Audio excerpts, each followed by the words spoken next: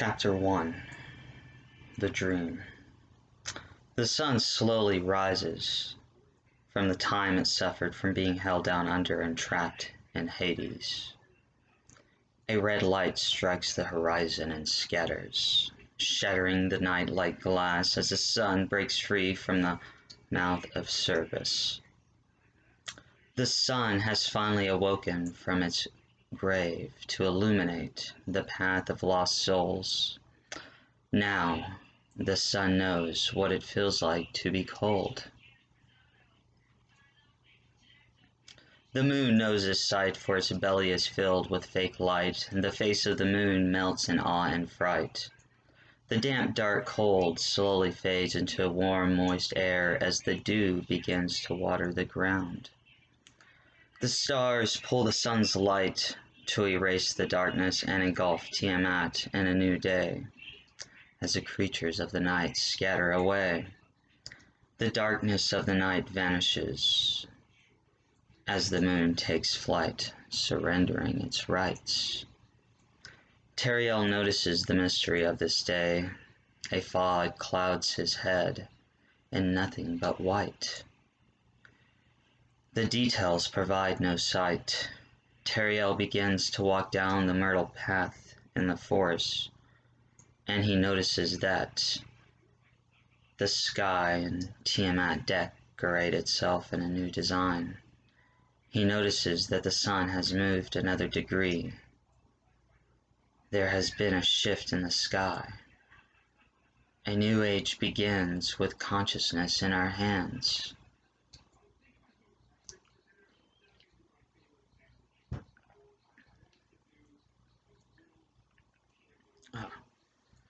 Teriel knees down to the ground and picks up a handful of sand. He slowly lets go, watching the grains of sand float away and dissolve in the air. It's all a matter of wind and time. When you are floating, you don't have control of the direction you go. You disappear and reappear in time. Nothing changes, just rearranges. Teriel picks himself back up and continues walking down the path. Teriel notices something in the tree, and he stares at a serpent that slithers its way toward Teriel. Hello, Teriel. Momentarily, the serpent pauses.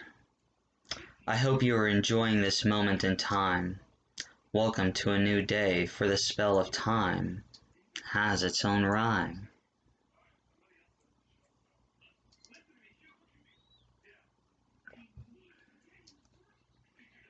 Teriel admires the blue serpent. You are unique in design. I also understand that you try to play tricks on people's minds. Why do you approach me today? The serpent slithers back, coils, and lifts its neck up to speak. I am your warning that things are fixing to change. You do not ask the right questions because you still possess your name. Is it too soon, or do you not remember what is at stake? No worries. I'll show you the pain. Teriel instantly becomes petrified and freezes once the serpent utters those life-changing words. He is trapped inside the serpent's spell, and Teriel foresees that dark roads lie ahead, and he would have to become like the sun and free himself from hell. He will also need some help from the stars above to make it through the journey that he has unknowingly begun. Then he begins to feel the moist cold air warm up as it lightly touches his skin. The warmth from the sun begins to heat up and becomes slightly hot as it inches its way all around Teriel's skin.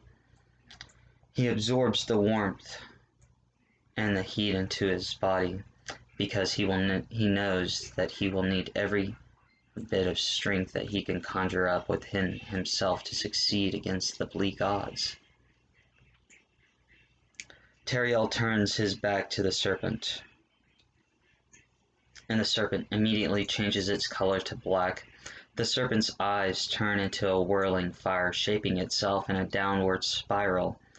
As he hypnotically stares into Teriel's eyes, the only thing that will follow is the death of almost everything. Your knowledge is blank and your soul speaks meaningless words. You think you possess the keys, but both your hands are free of the objects you have yet to retrieve. How will you ever be the piece that unlocks the eye to open its sight? As soon as the serpent whispers those words, the sun fell from the sky and the daylight broke into shards of glass.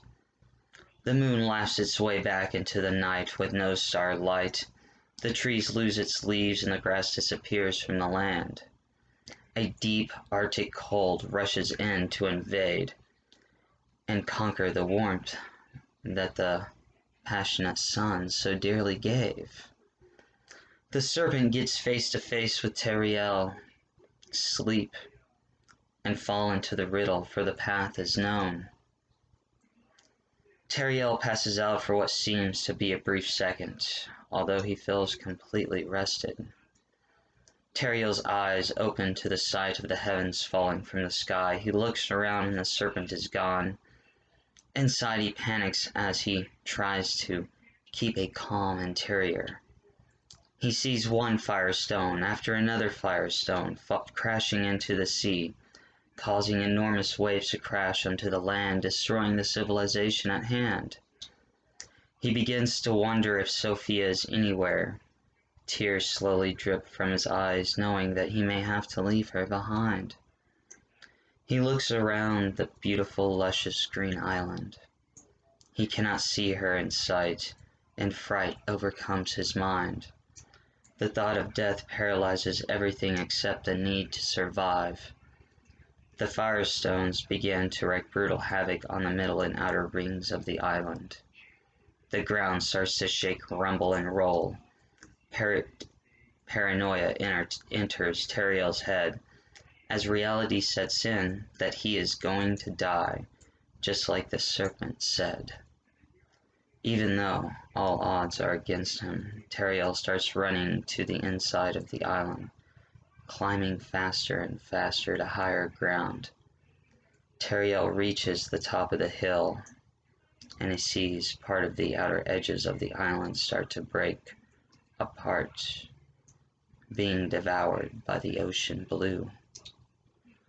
The island falls faster into the ocean until it catches up to the point where Teriel stands.